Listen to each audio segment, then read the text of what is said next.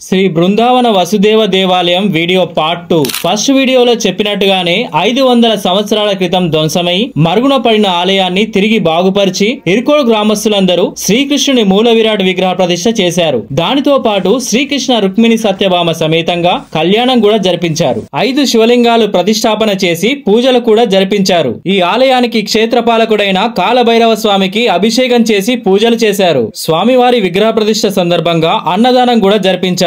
ఈ విగ్రహ ప్రతిష్టకు చాలా మంది భక్తులు వచ్చి స్వామివారిని దర్శించుకున్నారు. ఎంతో చరిత్ర కలిగిన ఈ దేవాలయాన్ని మీరు కూడా వచ్చి దర్శించుకోండి. ఈ టెంపుల్ మన సిద్దిపేటకి 9 కిలోమీటర్ల దూరంలో ఉంటుంది. గ్రామం ఇర్కోడ్, జిల్లా సిద్దిపేట, రాష్ట్రం తెలంగాణ.